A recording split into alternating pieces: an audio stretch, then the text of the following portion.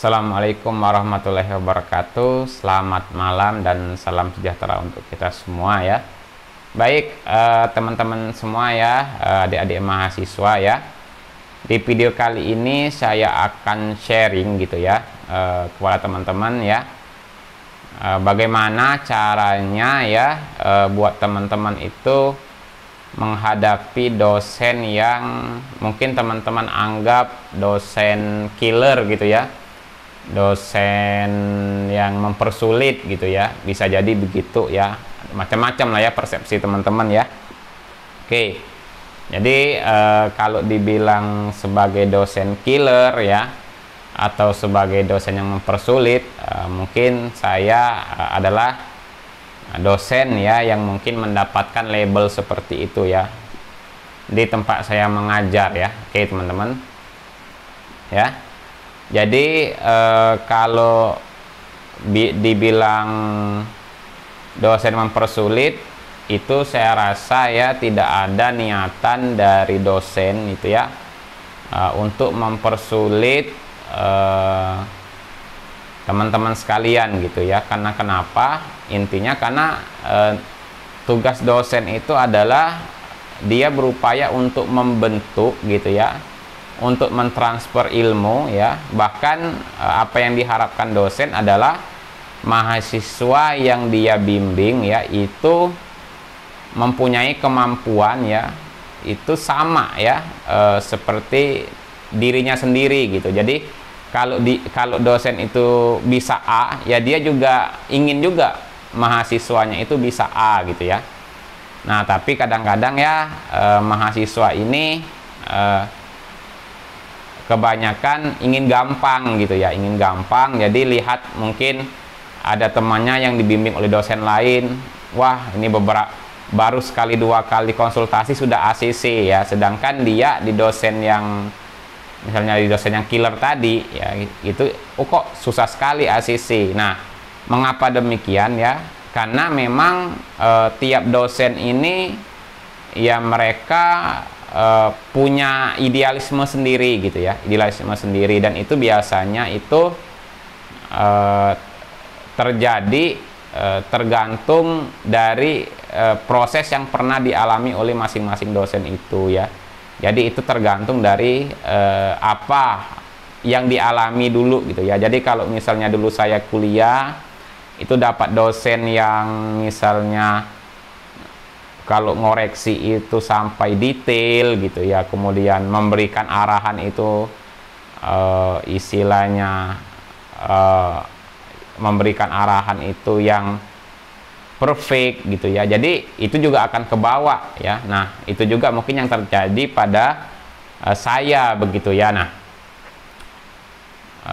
ada beberapa ya mahasiswa ya yang menurut saya sudah banyak keringanan gitu ya yang diberikan begitu ya, sudah banyak keringanan. Ini terkait penyusunan tugas akhir gitu ya. Jadi kalau kita membuat skripsi, kalau adik-adik membuat skripsi itu ada kuncinya begitu ya.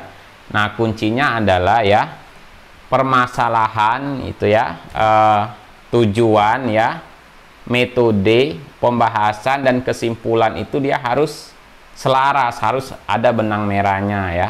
Oke gitu ya, kadang-kadang latar belakangnya nggak nyambung begitu ya. Oke, kadang-kadang juga nggak masalah, oke lanjut saja gitu ya. Tapi yang paling penting adalah harus ada koneksi atau hubungan antara tujuan dengan pembahasan gitu ya, antara tujuan dengan pembahasan ya. Jadi misal gini, misal tujuannya adalah untuk mempengaruhi pengaruh pupuk organik terhadap pertumbuhan tanaman gitu ya. Nah jadi di pembahasannya ya harus ada muncul pengaruh pupuk organik cair terhadap pertumbuhan tanaman. Artinya apa? Artinya antara tujuan dengan pembahasannya selaras. Pembahasan itu menjawab tujuan begitu ya. Nah kadang-kadang banyak yang copy paste begitu ya, sehingga kadang-kadang tidak tidak nyambung apa yang dibahas, begitu, tidak nyambung ya. Dan kemudian apa yang dibahas ini tidak nyambung, kemudian memaksa untuk di ACC. Kadang-kadang juga mahasiswa ini menurut saya kurang sopan ya, attitude-nya kurang, karena kadang-kadang menjual nama dosen pembimbing 1 gitu. Jadi langsung kadang-kadang konsultasi, Pak, pembimbing 1 sudah ACC nih gitu. Ya kalau pembimbing 1 sudah ACC bukan berarti pembimbing 2 harus ACC gitu ya. Jadi tetap adik-adik itu harus mengikuti gitu ya. Istilahnya mengikuti apa yang disarankan oleh dosen pembimbing gitu ya. Jadi tidak boleh karena ada kedekatan terhadap misalnya dosen pembimbing 1 kemudian ke pembimbing 2 itu kesannya memaksa begitu ya. Itu bukan mempersulit ya. Artinya kalau adik-adik memang melakukan revisinya itu sesuai kemudian juga ada nyambung gitu ya antara tujuan dengan pembahasan, it's okay ya, akan di ACC begitu ya. Kemudian juga perhatikan pengetikannya gitu ya, kerapian dalam penulisan begitu ya. Karena kalau misalnya laporan dari tugas akhir itu asal, kan yang malu siapa? Yang malu ya dosen pembimbing juga, karena dosen pembimbing di lembar pengesahannya itu ada tanda tangan di situ ya. Jadi kalau dibaca oleh pihak eksternal, wah ini tulisan mahasiswa seperti apa kok amburadul begini, siapa nih dosennya? Wah dosennya YouTuber dunia statistika nih, wah malu begitu ya. Jadi memang ada alasan-alasan tertentu mengapa kesannya mempersulit, padahal tidak ada niatan untuk mempersulit ya. Apa susahnya kalau hanya untuk ACC atau hanya untuk meluluskan, tapi kan kembali lagi ke kualitas dari pendidikan itu sendiri ya. Kalau misalnya hanya oke-oke saja, kemudian hanya asal meluluskan saja, dan adik-adik nggak akan mengikuti proses yang benarnya gitu ya. Nah, jadi coba kalau memang merasa dosen itu mempersulit, coba bandingkan gitu tulisannya adik-adik itu dengan skripsi-skripsi yang ada yang beredar di online itu, coba dibandingkan gitu ya. Mawas diri itu lebih baik sih dibanding istilahnya kita lebih kayak aduh dosen ini begini-begini. Saya yakin ya dosen itu tujuannya semua baik, dia ingin ya mahasiswa bimbingannya itu ya punya kemampuan bahkan lebih dari kemampuan yang dia miliki, dan itu kuncinya ya. Saya ada beberapa mahasiswa yang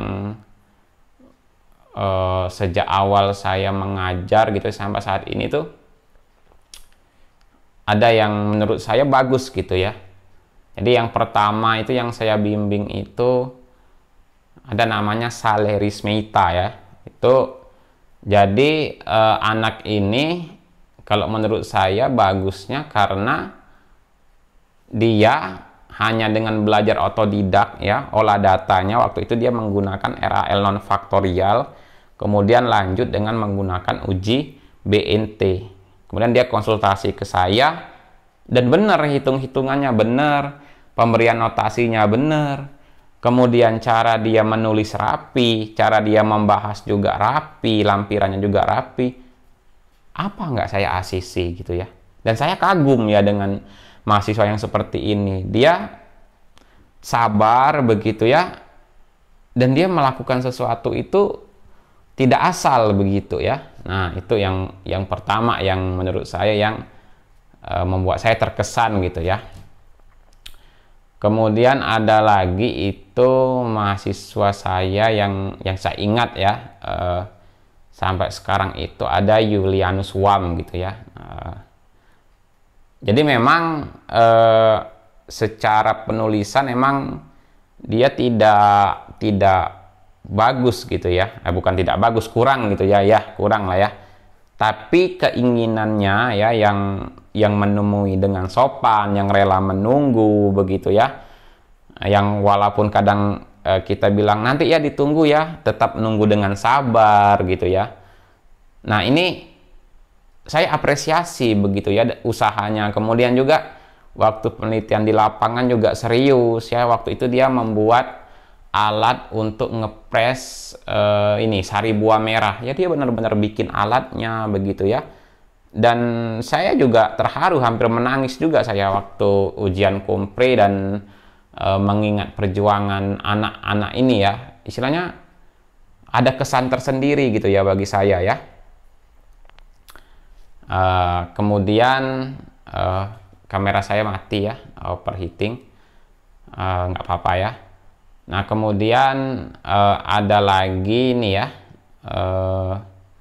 mahasiswa saya mungkin di semester ini yang membuat saya terkesan itu ya, Junia Christine Lucas gitu ya.